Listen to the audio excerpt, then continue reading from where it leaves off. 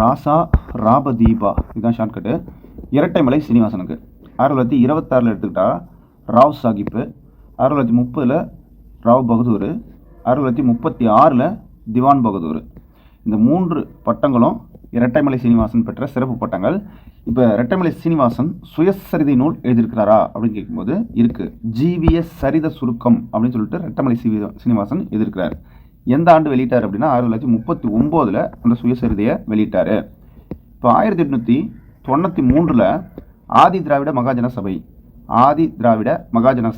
1893 நீங்கள் சென்னை மகாஜன சபையெல்லாம் கேள்விப்பட்டிருப்பீங்க, அது வேற.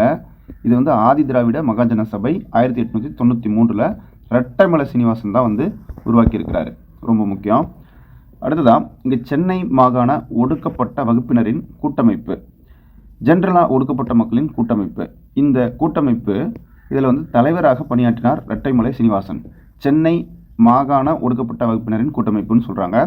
சரி, இவர் வந்து எங்கே பிறந்தார்னா காஞ்சிபுரத்தில் பிறந்தவர் தான், சென்னை தான், அங்கே தான் வந்து பிறந்திருக்கிறார். இரட்டைமலை சீனிவாசன் 1859 வந்து பிறந்திருக்கிறார். இவருடைய காலம் 1859 1945 வரைக்கும், சுதந்திரத்துக்கு 2 வருஷத்துக்கு முன்னாடி தான் இறந்திருக்கிறார். இரட்டைமலை சீனிவாசன் வந்து அம்பேத்கருடைய மிகவும் நெருக்கமானவர்னு சொல்லுவாங்க. அதுக்கு உதாரணமாக சொல்லுங்கள் அப்படின்னா, இந்த அம்பேத்கருக்கும் காந்திக்கும் இடையே பூனா ஒப்பந்தம் 1932 நடக்கும் இல்லையா, அந்த பூனா ஒப்பந்தத்தில் இரட்டைமலை சீனிவாசனும் கையெழுத்து போட்டிருக்கிறாருன்னு சொல்கிறாங்க. இதுவே அதுக்கு சிறந்த சான்று. இந்த லண்டனில் நடந்துச்சுல்ல வட்டமேஜை மாநாடுகள், மொத்தமாக 3 நடந்தது. இதில் வந்து முதல் 2 வட்டமேஜை மாநாடுகள் தான் இரட்டைமலை சீனிவாசன் வந்து கலந்து கொண்டார்னு சொல்கிறாங்க.